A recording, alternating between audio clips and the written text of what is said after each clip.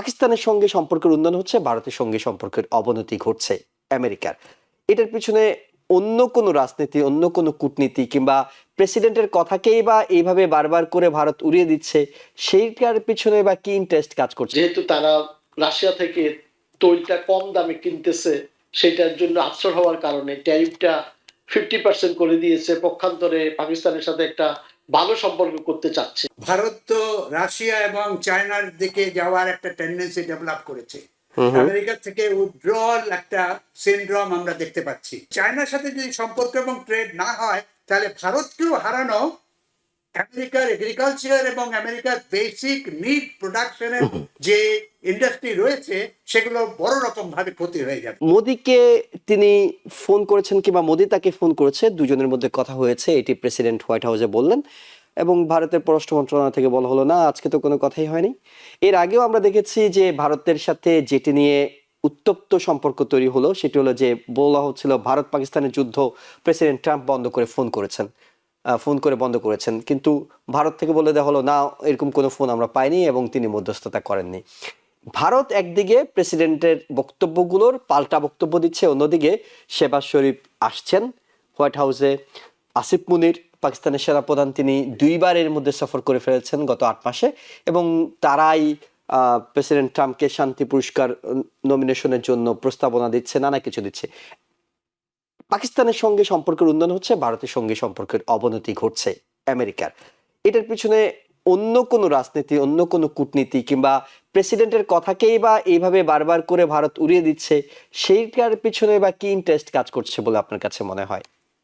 আসলে আন্তর্জাতিক রাজনীতিতে যে কথাটি প্রফেসর সাহেব বলছিলেন, যে বিশ্বাসযোগ্যতা একটা বিরাট ব্যাপার, যেটি আমাদের মহামান্য রাষ্ট্রপতি প্রেসিডেন্ট উনি এখনো অর্জন করতে পারেননি।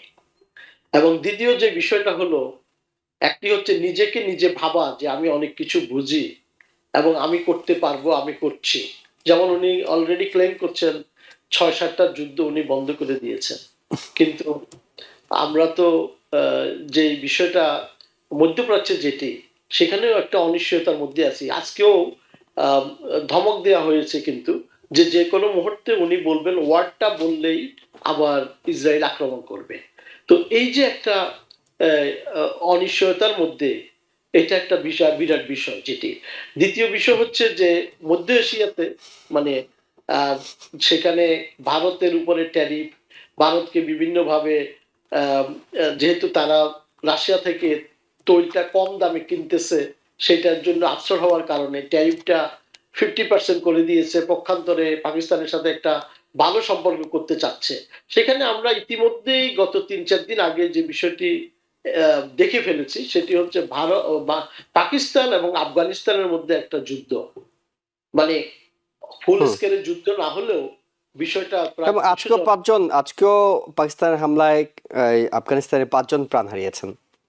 গতকাল 200 জনের বেশি প্রাণ হারিয়েছে। অর্থাৎ ফুল স্কেলের যুদ্ধ না হলেও সেখানে আমরা একটা অবস্থা দেখছি যে আফগানিস্তানে উনি চাচ্ছিলেন যে কোনোভাবে একটা ঘাঁটি করা যায় কিনা, এবং যে কোনোভাবে সেখানে একটা বিষয় অবশ্যই জড়িত, যে এশিয়ার রাজনীতিকে কন্ট্রোল করতে হলে সেখানে ভারতের সাথে ভালো সম্পর্ক রেখে, মানে উপরে উপরে যেটাই করুক না কেন, ভিতরে ভালো সম্পর্ক রেখে এটা হয়তো এই মুহূর্তে সম্ভব হচ্ছে না। ফলে পাকিস্তানকে প্রাধান্য দেওয়া হচ্ছে। এবং পাকিস্তানের সাথে যেহেতু আসিফ মনির 2বার এসেছেন উনার সময়কালে, এবং উনাকে আসিফ মনিরকে অত্যন্ত হাইলি রেসপেক্ট করা হয়েছে, এবং নওয়াজ পাকিস্তানের প্রধানমন্ত্রী বারবার নোবেল প্রাইজ দেওয়ার জন্য আবেদন করতেছে, মানে ওনাকে ইয়ে করছে, ওনার জন্য অ্যাডভোকেসি করছে। এই যে বিষয়টা, এটি একটি অবশ্যই সন্দেহের বিষয়। তো তার মানে বলে দিবে যে মধ্যপ্রাচ্য থেকে ওইদিকে এই বিষয়টি ট্রান্সফার হচ্ছে কিনা, এটা একটু ইঙ্গিত বহন করে। জি, professor doctor Shafiqur Rahman, 1 minute আপনার কাছে শুনবো যে আসলে ভারতের সঙ্গে সম্পর্ক একটু খারাপ হওয়ার পিছনে কি পাকিস্তানের সঙ্গে ঘনিষ্ঠতা দায়ী, নাকি আসলে প্রেসিডেন্টের ইগো এখানে অনেকটুকু ভূমিকা রাখছে? ইগো কমপ্লিটলি কাজ করছে, এবং ভারতের সাথে এখন যেটা হচ্ছে সেটা হচ্ছে যে ভারত তো রাশিয়া এবং চায়নার দিকে যাওয়ার একটা টেন্ডেন্সি ডেভেলপ করেছে।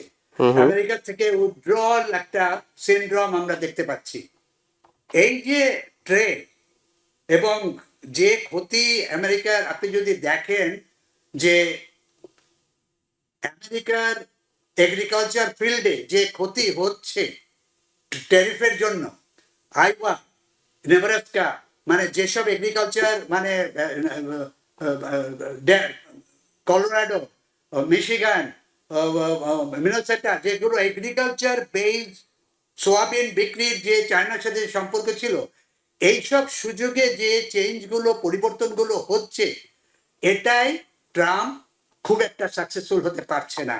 ওকে, এখন সেখানে না পারায় আমার কাছে যেটা মনে হয় যে ভারত ওইদিকে যাওয়ায় ভারতের সম্পর্কে তার একটা উইকনেস আছে। ভারত একটা বড় মার্কেট, এতে কোনো সন্দেহ নাই। আমেরিকার গুডস পৃথিবীর যে কোনো দেশের জন্য এই বড় মার্কেট ভারত। হ্যাঁ, তো সেই তুলনায় এখন চায়নার সাথে যদি সম্পর্ক এবং ট্রেড না হয়, তাহলে ভারতকেও হারানো আমেরিকার এগ্রিকালচার এবং আমেরিকার বেসিক নিড প্রোডাকশনের যে ইন্ডাস্ট্রি রয়েছে, সেগুলো বড় রকম ভাবে ক্ষতি হয়ে যাবে।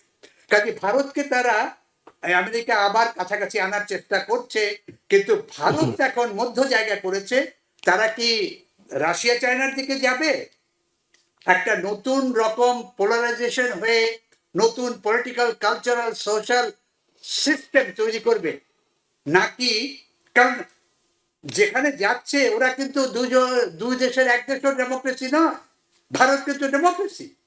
কাজে তার জন্য একটা বড় রকম কনফ্লিক্ট ওখানে রয়েছে যে ভারত কোন দিকে যাবে।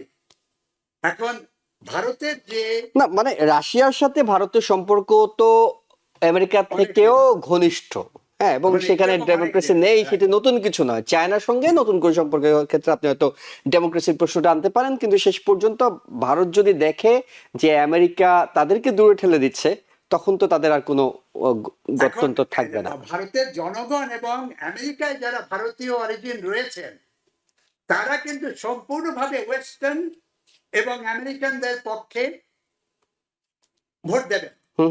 তাদের মতামতে তাদের সাথে চলবেন এবং তাদের সাথে ব্যবসা বাণিজ্য করবেন, দেন চায়না এবং রাশিয়া অন্য জায়গায়। তো এই যে একটা মাইন্ডসেট রয়েছে এখানে, ভারত একটা মধ্য জায়গায় পড়েছে যে কোন দিকে যাবে। এখন মোদি প্রাইম মিনিস্টার হিসেবে উনি কনফিউজ এবং বেশ প্রেসারে রয়েছেন, এবং ট্রাম্পের ফরেন মিনিস্ট্রি কন্টিনিউয়াস প্রেসার করে যাচ্ছে।